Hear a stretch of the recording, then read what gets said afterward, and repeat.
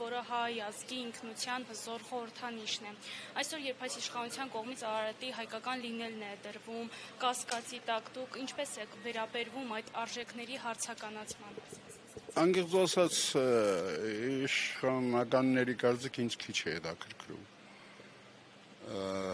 Արարատը հավերժական է, ինչպես հավերժական է հայը։ Հավերժական հայի գաղափարն է ինձ անընդհատ հետապնդում։ Արարատը դրա խորհրդանիշն է, հավերժական հայի խորհրդանիշն է։ Ուստի գրքիս վերնագիրը ես այդպես անվանեցի, հավերժական հայի հավերժ փնդրտուկն է։ Մենք իմացել ենք գաղտնի գիտությունների բանալին, որը սակայն գործերել ենք։ Այդ մասին եւ Տերյանն է ասում, զարմանալիորեն,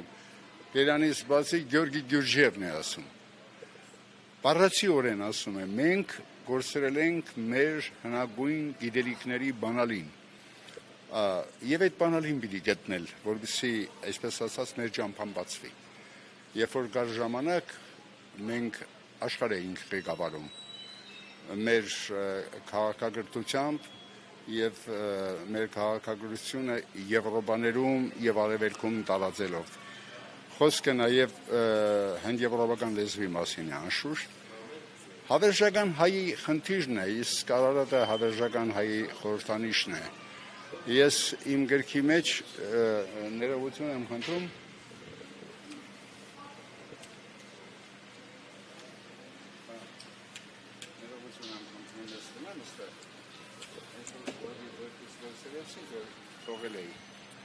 Առանց հագնոց կարողանամ կարդամ, ուրեմն գիրքս ում եմ նվիրել։ Նվիրում եմ հրաշալի զավակներիս Շահանային, Անիին, Մարիամին, Դավիթին, Հարսիկիս, Էստերին եւ առայժմ 13 լուսավոր թորնիկներիս հավատով, որ նրանք իրենց կյանքը կապրեն Արարատն իրենց սրտերում։ Այդպես եմ մագագրել գիրքս իմ սերնդին, իմ երեխաներին եւ իմ թորներին։ Թե իշխանավորները ինչ են մտածում, անկեղծ ասած ինձ դա քիչ է հետաքրքրում։ Այդպիսի իշխանավորներ եկել, գնացել են, Արարատը կա ու հավերժ է, ինչպես հայը կա եւ հավերժ է։ Պարոն Տեր-Գուլանյան, դուք ձեր Facebook-յան հրապարակման մեջ նշել եք, որ հոգևոր ճնշվածությունը որպես գիրք գրելու դադարի պատճառ է դարձել։ Եվ ահա 7 տարի անց հրապարակում եք ձեր երդվում եմ Արարատով գիրքը։ Ինչ ասել է հոգևոր ճնշվածություն եւ գրքի մեջ արտացոլվում։ Ուրեմն, այո, այս գրքի հատկապես մեկ բաժինը ենթավերնագրեր ունի, որը գոչվում է Արքաների հովիտ։ Այդ բաժնում արտացոլվում է այն, ինչ դուք ինձ հարցրեցիք։ Ինչ վերաբերվում է 7 տարի գիրք, ոչ թե չեմ գրել, չեմ հրատարակել։ Չէի ուզում հրատարակել գիրք։ Այս տարի 3 հատ գիրք եմ հրատարակել, ուսա մեկ, 2 հատ էլ այս տարի հրատարակել, որոնք պատրաստ են։ Մեկը գոչվում է Արցակ են նրանք, մեկը գոչվում է Կարմիր քամի, մյուսը գոչվում է Քար ձամող ժամանակը։ Այնպես որ միշտ գրել եմ, գրողը չի կարող չգրել։ Գրողի մասնագիտություն մի լավ բան ունի։ Գիտեք, գրողը թոշակի չի գնում։ Հա? Ներեցեք, մի քիչ գուցե տառ հնչի, եթե ես չգրեմ կմեռնեմ։ Ուրեմն կյանքս ավարտվեց, եթե չկարողանամ գրել։ Աստծուն փառք կարողանում եմ գրել։ Մտավորական հայկական արժեքները գնահատող մարդ, ինչպես կբնութագրեք այսօր տեղի ունեցող պետություն եկեղեցի հարաբերությունները, հատկապես Փաշինյանի եւ իշխանության կողմից հայ առաքելական եկեղեցու նկատմամբ ընթացող արշավի համատեքստում, եւ ինչպես եք վերաբերվում այն երևույթին, որ իշխանական դաշտից գրառումներ են հնչում հայհոյախառն, անհարգալից։ Ես համարում եմ դա բարբարոսություն։ Հայ առաքելական սուրբ եկեղեցու դեմ արշավ սկսել, մի տեսակ պատերազմ հայտարարել, սեփական եկեղեցու դեմ, որը գրեթե 2000 տարեկան է։ Դա բարբարոսություն է։ Եվ դրա համար ես մեր ժողովրդին եմ ասում, դրա համար մենք պետք է հավաքվենք եկեղեցու շուրջ ազգովի, որտեղ մեր կայացման, մեր գոյության ամենահիմնակարը ինքն է մնացել։ Այսօր ցավոք մեր բանակը խարխրվել է, որ քիչ թե շատ չափով լուրջ գեներալները դատվել են, այո, քիչ թե շատ որոնք բանակ գիտեին, այո, եւ բանակ էին կառուցում, կամ անընդհատ դատարաններում են, այո, եւ մշակույթը գիտեք ինչ վիճակում է, այսինքն նկատի ունեմ նախարարությունը ինչով է զբաղված, դասագրքեր փոխելով, հայոց պատմությունը վերաշխարհադրելով, սրանք վայրենություններ են, ինչ կատարվում է մեզ հետ։ Ուղղակի ես մեր ժողովրդին պիտի խնդրեմ, որ չվախենաք,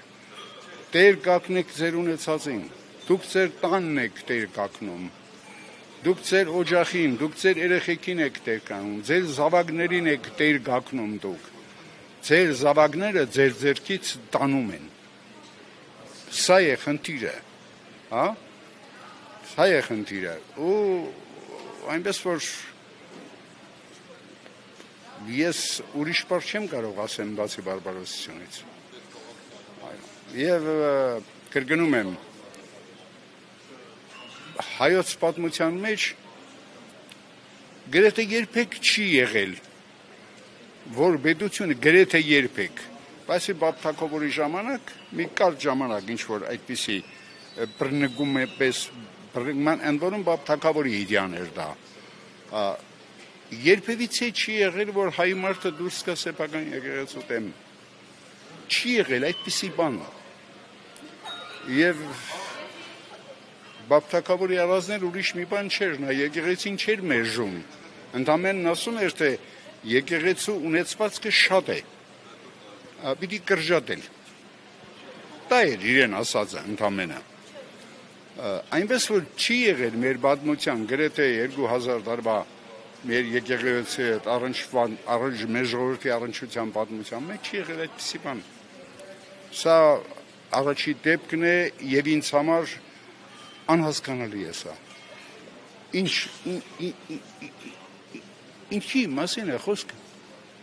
հա, եկեղեցին կա, մնալու է, ինչ է նշանակում վարկաբեկել վեհապար հայրապետին, ինչ է նշանակում, ով եք դուք, որ վեհապար հայրապետին հարցնում եք, դուք աղջիկ ունեք թե չունեք, կամ երեխա ունեք թե չունեք, ով եք դուք, եկեղեցին անկախ է պետությունից, եկեղեցականները թող որոշեն, ինչ խնդիր է դա, վերջին հաշվով, ոչ թե պետությունը միջամտի, պետությունը իրավունք չունի միջամտելու եկեղեցուն։ Գիտեք, այսպիսի մի բան ասեմ, մենք ազգովի մոռացել ենք մի շատ կարևոր բան, որ Էջմիածին քաղաք գոյություն չունի, Էջմիածին չի անունը քաղաք է, քաղաքի անունը Վաղաշապատ է, Էջմիածինը եկեղեցին է, մայրաթորն է, Էջմիածին անունը վերաբերվում է մայր աթորին, բայց քաղաքը գոչվում է Վաղաշապատ, այսինքն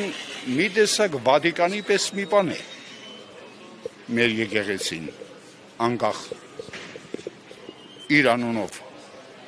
այս է խնդիրը, ես չգիտեմ ձեր ժամանակ ինչքան է, բայց ես մի բան պիտի ասեմ անպայման, ես 2 անգամ եղել եմ վեհապար հայրապետ ընտրող պատվիրակ, 2 անգամ էր իմ ձայնը տվել եմ Գարեգին երկրորդին, այն ժամանակ Գարեգին Սրբազանին, այո, ուրեմն երբ որ Գարեգին առաջինը եւ վերջը քվեարկվում էին, մի քանի հոգի էին, վերջում մնացին 2-ը, մնացին 2 Գարեգինները, Գարեգին Սրբազանը եւ Գարեգին առաջին կաթողիկոսը,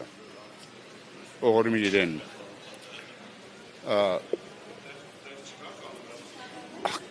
գրեթե հավասար ձայներ ունեին, մեկից մի ձայն թե 2 ձայն տարբեր էր, ոչ ոք չգիտեր, եթե քվեարկվեն, ով կընտրվի, 2-ը եթե քվեարկվեն, եւ հանկարծ տեղի ունեցավ հետաքրքիր մի բան, վեհապար հայրապետը, խոսքս Գարեգին երկրորդի մասին է, մոտեցավ խոսափողին, եկեղեցին այդ ժամանակ փակվում է, փակ է եկեղեցին, դրսից ոչ մարդ է մտնում, ոչ էլ ներսից են թողնում դոսկաս։ Մոտեցավ խոսափողին եւ ասեց. ես օձյալ կաթողիկոսի հետ չեմ քվեարկվի։ Դա Գարեգին երկրորդ չեմ քվեարկվի օձյալ կաթողիկոսի հետ։ Կրկնում եմ, հայտնի չէ քվեարկելու դեպքում ով կընտրվեր։ Եվ մոտեցավ, համբուրեց Գարեգին առաջինի աչը, շնորհավորում եմ, վեհապար դեր ասեց։ Դուք ընտրվեցիք։ Ըստ էության հիմա որ ետ ենք նայում, Գարեգին առաջինը չի ընտրվել, որովհետև այդ քվեարկությունը չեղավ։ Վերջի քվեարկությունը չեղավ։ Գարեգին երկրորդը հրաժարվեց Գարեգին Սրբազանը գրալ դեպքում այն ժամանակ։ Հիմա այս մեր ժողովուրդը չգիտես ինչի կամ այդ մասնագետները, ովքեր որ պատվիրակ էին, ինչի են բոլորը մոռացել դա։ Դա այնպեսի բարձրագույն այսպես ժեստ էր, հա, եթե կարելի ասել այդ բառը չեմ սիրում, բայց այնպեսի բարձրագույն ինչպես ասեմ ազնվազարմ քայլ էր, ինչ որ արեց Գարեգին երկրորդը։ Եվ մինչև այսօր դա չի գնահատվել, ես զարմանում եմ։ Բայց ես վկա եմ եղել, ես ներկա եմ եղել այնտեղ։ Ես իմ աչքով եմ տեսել։ Այնպես որ վեհապար Հայրապետը, եթե մի բան էլ պիտի ասեմ, խնդրում եմ, ես չգրջատեք, թողնեք, հա։ Եթե մագանում տնելու իրավունք ունենայի ես, Գարեգին երկրորդին կանվանեի Գարեգին շինարար, որովհետև ոչ մի կաթողիկոսի ժամանակ այսպիսի շինարարություն չի եղել ինչպես իր ժամանակ։ Վերջի անգամ երբ եք եղել Էջմիածնում, ապշելու բաներ են կատարվել Էջմիածնում, ինչպիսի տալիժներով, ինչպիսի գրադարան, դա խելագարվելու բան է, ինչ որ ես եմ տեսել, դա իսկապես ապշելու բան է։ Եվ շատ կարճ ժամանակում վեհապար Հայրապետին հաջողվեց դա անել։ Այսպես բալես, այսպես, այնպես որ սիրելի ժողովուրդ, մեր եկեղեցին մենք ենք, մի թույլ տվեք,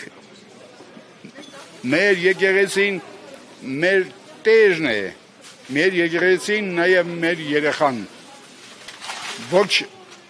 մեր հորից մեզ զրկեն, ոչ մեր զավակից մեզ զրկեն։